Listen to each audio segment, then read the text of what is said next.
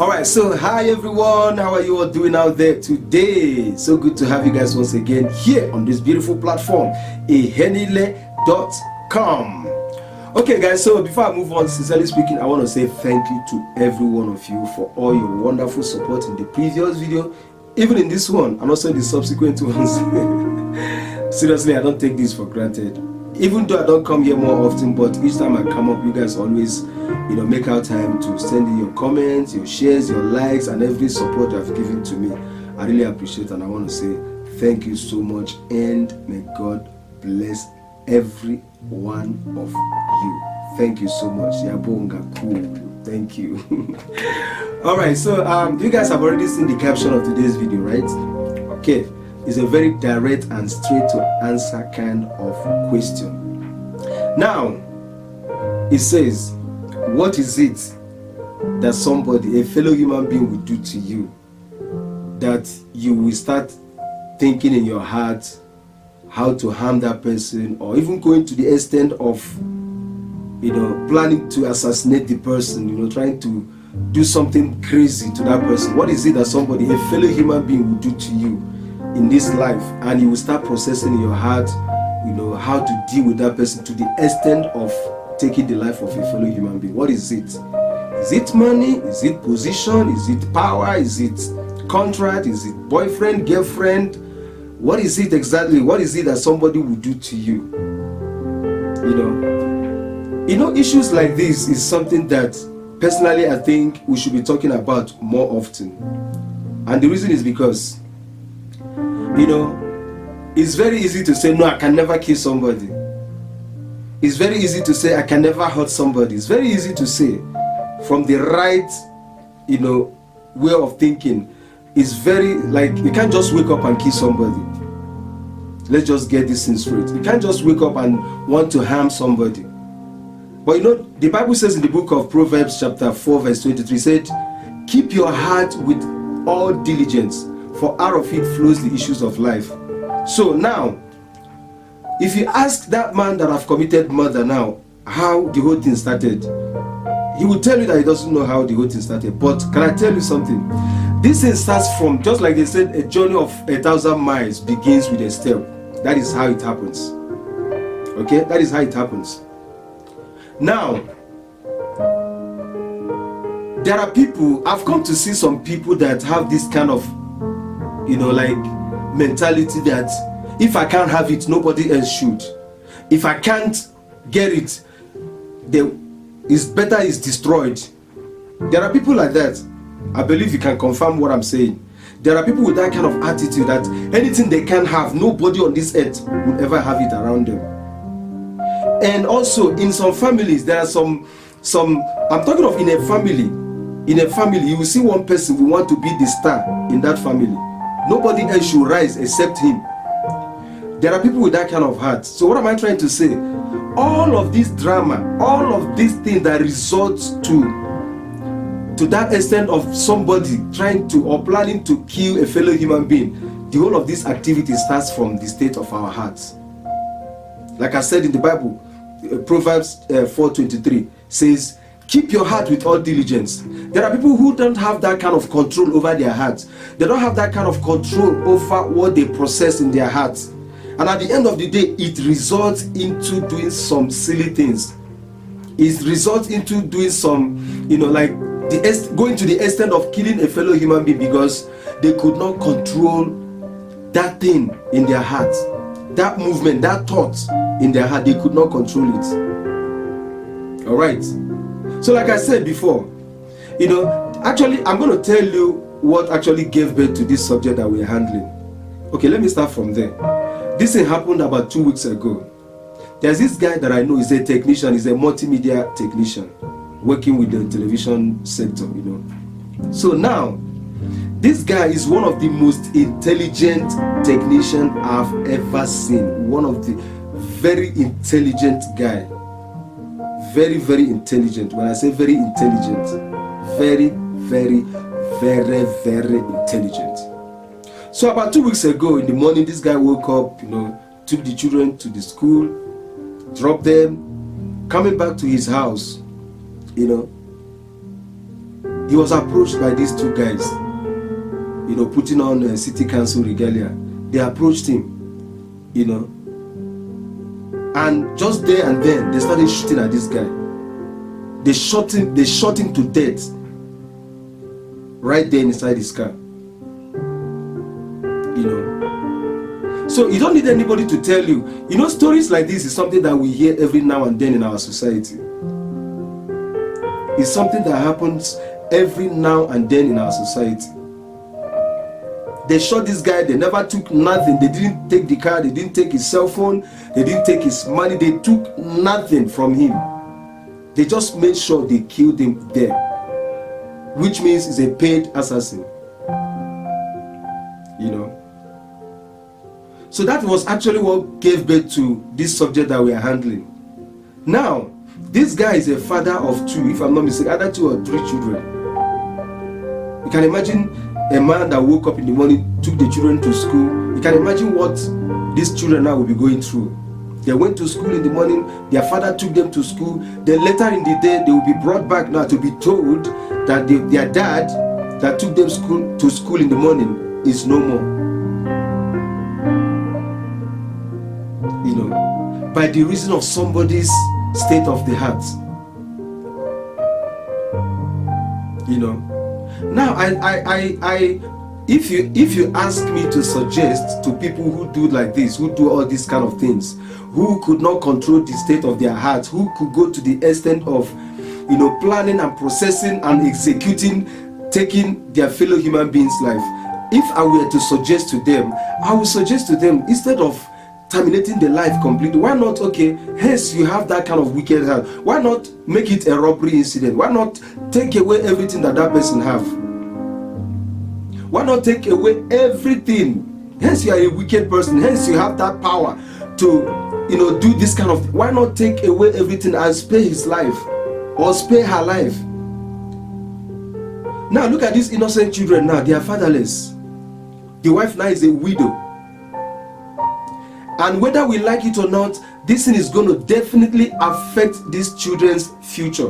Whether we like it or not, except God intervenes. And this is just where I don't get it. Okay, if you are this wicked, can't you just, for the sake of these children, do something else apart from killing this man?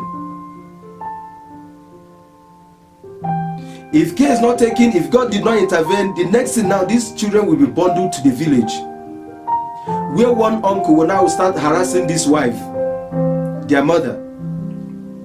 One stupid uncle now will start, like unleashing some kind of wickedness on this woman and the children, which will definitely, directly affect the future of these children. Because as far as I know, this man is the breadwinner in that house. Now he's gone, leaving these children. What am I saying? Why am I coming to this subject today? If you trace the whole of these things, everything emanated from one stupid person who could not control the state of, the thought of his heart. That is where, this subject came from. What is it that a fellow human being would do to you that you could not control? Remember, in the Bible, this thing didn't start today. In the Bible, the story of Cain and Abel,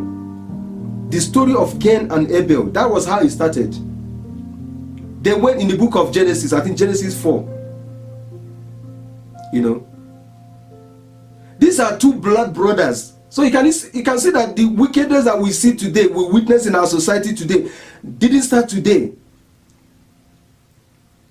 Cain and Abel are blood brothers, the first two sons of Adam. They went to do sacrifice. I don't know whether that sacrifice was compulsory, whether it's something they must do. But even if it's not, even if it's compulsory,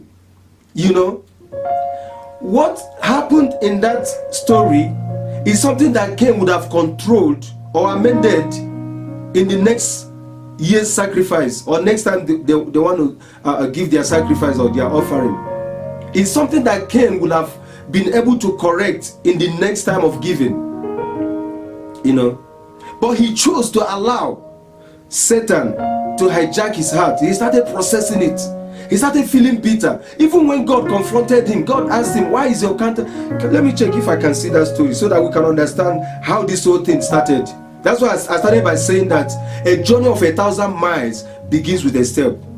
For you to kill somebody starts from somewhere. It starts from hatred. It starts from, if I can't have it, nobody should have it. It starts from, why him, why her? Your colleague in the office is promoted. Why is it your headache? Your colleague in the office found favor in the sight of your boss, you know, which is natural. Bosses, there's this kind of, in a place of work, some bosses have their favorites. They have people they are comfortable, their spirit accepts. They show love to. You know, out of every other staffs, they can single one person out and that favor will be there. It's natural. That is how God has made it. Then you see somebody will start processing evil, start putting poison and start going to places to make sure that he deals with somebody who found favor in the presence of the boss. You know, all of these things that, like I was saying, starts from the state of the heart. That was exactly the same thing that happened to Cain in the Bible. When he killed his brother, God called his attention. He said, if he had done, why is your countenance, why are you angry? Why are you feeling bitter that your brother, your own blood brother, which is something good that happened in your family, why are you feeling bitter that your brother is promoted? Why are you feeling bitter that your sister is promoted, is doing very well? Why are you feeling bitter? Why is your countenance fallen? That was the question God asked Cain. If you had done well, will you not be accepted? If you had done the right thing, will you not be the one that will get that promotion? And let me tell you, people that always live this kind of life are the most laziest people. The most laziest people. Lazy people have this attitude of, you know, they are easily threatened over people that are progressing. They don't want to work hard, and they see somebody working hard, they see you as a stupid person. But when you get favor as a result of your hard work, they get jealous. They start doing some wicked things around you, including poison people.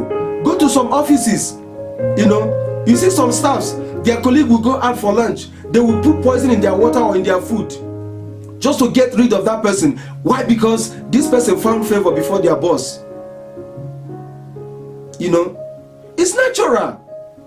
If you have 10 people working for in one organization, one person will find favor or two. It's natural. And let me tell you, it's not about how intelligent you are that brings about this favor. You might be the most illiterate person in that organization, but you will find favor even among all the graduates, all the most eloquent in that organization. So it's not about how educated you are. It's not about how beautiful, how tall, how masculine you. No, all these things doesn't count. It's about the favor of God. God decides who He favors. So it's not in the hand of anybody. So why are you angry? Why are you processing evil in your heart? Why are you processing evil in your heart? Because somebody is doing well, because somebody is accepted, because somebody found favor before man. Then you are killing, you are planning to execute, to eliminate that person. Why? Why not pray and say, God, you have favored my colleague. One day I know it's my turn. As God is favoring your favor before your boss, God can decide to favor you in another area of life. That person may be getting favor of gift, maybe of gift of a car or whatever, but you will be favored in the area of marriage. You may be favored in the area of contract. You may be favored in other areas. Why are you jealous? To the extent of processing this kind of wickedness in your heart to kill a fellow human being, a man God created in His image and likeness, just because you could not control the thought that runs through your heart. What is it that will make you kill a fellow human being? That is the question. Like I said, it starts from the heart. Cain never intended to kill Abel, but because he could not control, even God wanted him to control it. Evil is on your door knocking. Evil, look at it, what is after you. He still rebelled. He still went ahead, took his own blood brother to the bush and killed him. And the same thing is still happening right now, even in our society, even in families, even in, even in churches. Even in the churches, even among pastors, Today you see competitions here and there, everywhere. You see competition. People are doing miracle competition now. You watch the other pastor on Facebook, you saw the miracle he did. You want to top your own. You start doing arranging, fixing testimonies and miracles. God will judge you. So what I'm talking about is not something strange. It's something that we live to witness every coming day. Every coming day, we see these things happening. Keep your heart with all diligence, for out of it flows all this nonsense that is going on. Out of it flows this kind of hatred in your heart, this kind of wickedness that you practice. Keep your heart with all diligence. Protect it. Yeah. Somebody offends you. You say, I will never forgive this person. Do you know what it means? It means you are even ready to kill that person. Because you must look for means to hit that person back. And that includes, if even eliminating the person, like literally killing somebody. This is what we see every now and then. This guy is gone now.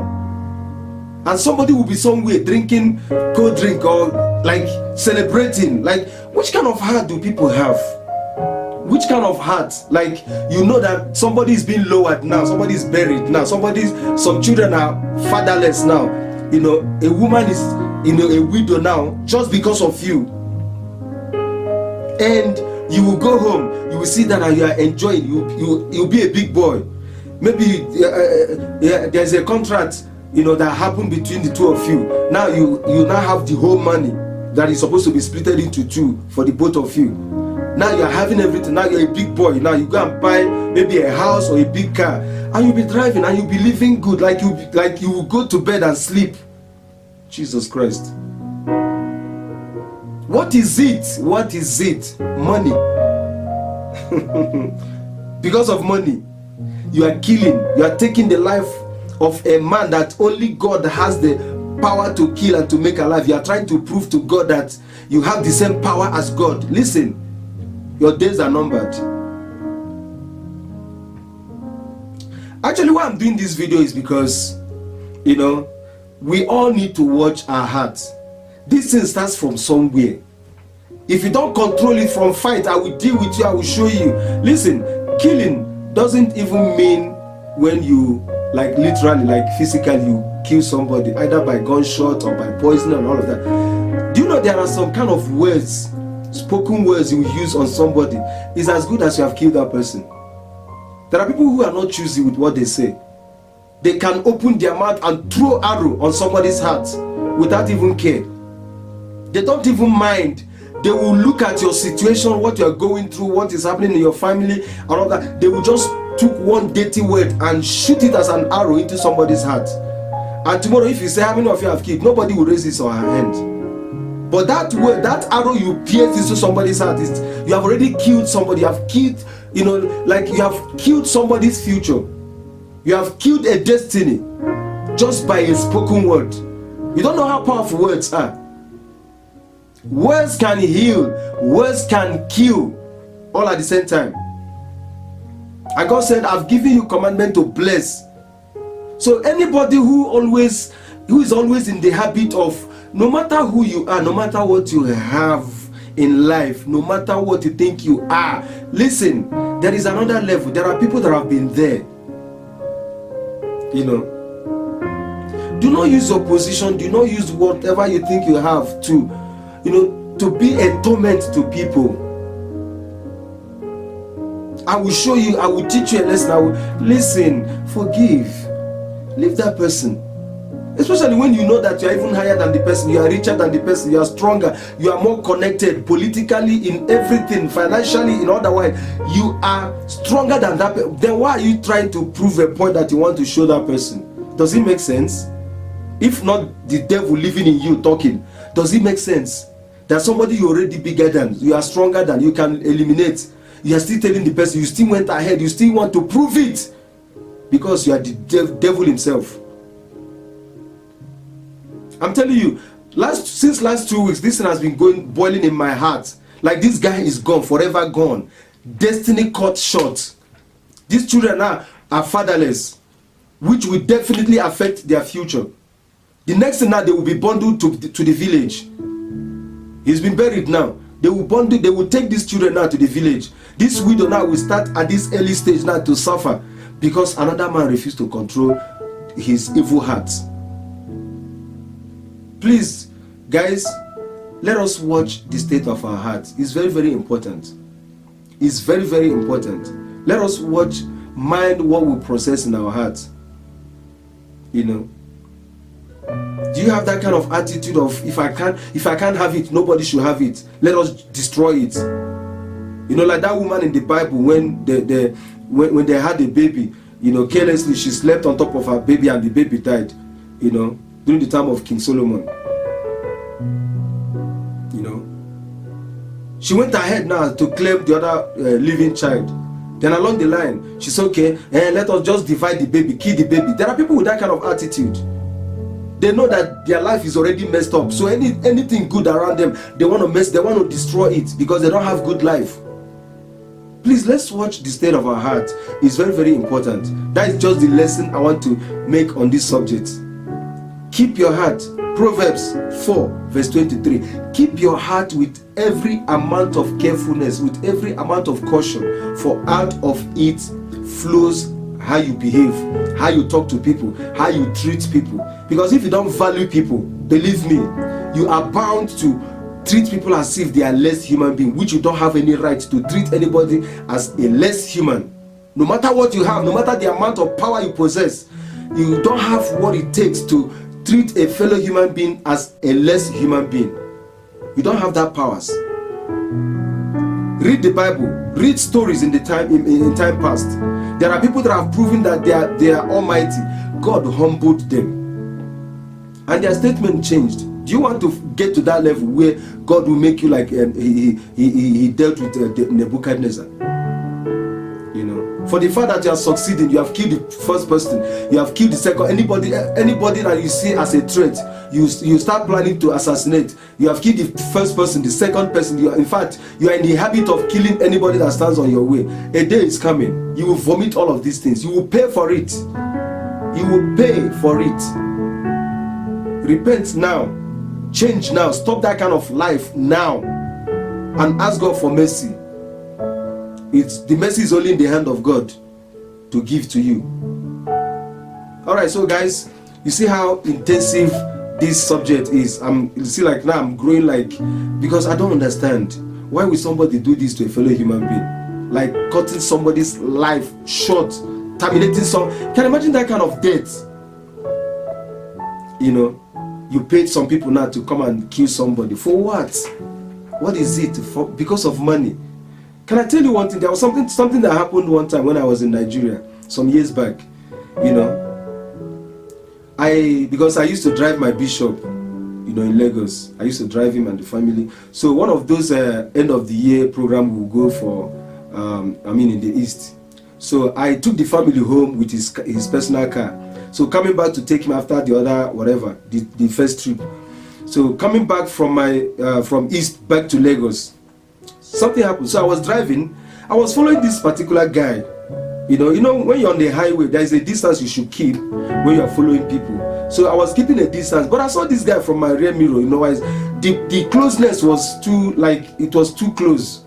So I was warning him. I was, giving him the hazard to say, guy, you are too close, too close, too close. So he refused. He was still following me very closely. So something happened. One guy, the person in my front, I don't know what he saw. Even after the incident, I can't explain what he saw. He decided to apply brake. You know, when he applies the brakes, then suddenly I slowed down and swerved out of, behind him. Then this guy, by the time he realized it was too late, he couldn't control it. So he went straight behind. If I didn't remove my hand, it would have been me. So what I did was, when I shifted my hand to the right, this guy went straight behind this other car and smashed at the back of this car. All of us, we stopped, we came down, we checked, to assist people who were wounded and all of that. But the casualty was just, minor and whatever. So for the fact that, I'm just telling you how I felt that day in the whole of this scenario. for the fact that this guy did this thing because I was involved, I shifted my hand, and after warning him and all of that, because I witnessed it, I started having that guilt. Like, if I didn't, maybe like I wasted like more 1 hour in the east before going back to Lagos, maybe this guy would have maybe drove past this place, and some of these things started going through my mind, like, yeah, if I wasn't there, maybe this thing wouldn't have happened to this guy. But it was, at the end of the day, it was his carelessness, but by my side, I was feeling that guilt that if I had wasted maybe like 30 minutes before coming out from the east, you understand, back to Lagos, maybe this wouldn't have happened. That is how I reason. So somehow I was like having this guilt that maybe I contributed to this guy now making this accident happen, even though he was careless. So you can imagine somebody knowing fully well that you paid people, professionals, to go and assassinate somebody and render children fatherless, or render a family brotherless, uncle-less, and all of that. You go home and you sleep, you cover blanket, you go for shopping, you buy a car, you buy a house, after knowing fully well that you have killed somebody. Somebody is no more existing on this planet Earth because of you. Man, you congratulations, you have the heart of Satan. I must congratulate you. I must congratulate you.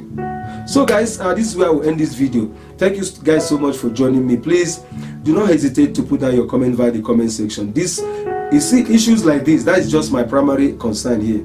Issues like this, we need to talk about it. People need to watch what they process in their heart, because all this thing doesn't just happen. They don't just happen. It takes time. As time goes on, it will start building up to the extent of resulting to somebody now thinking of now killing a fellow human being. So we need to guide our heart. We need to monitor what goes into our heart and what we process in our heart. You kill it, eliminate it, delete it before you get to that extent of imagine taking a fellow human being's life. Alright, so guys, this is where I'll be ending this video today. Please do not forget to like, share, and put down your comment via the comment. I would like to read your comments, seriously. Alright, so thank you till I see you again in my next video.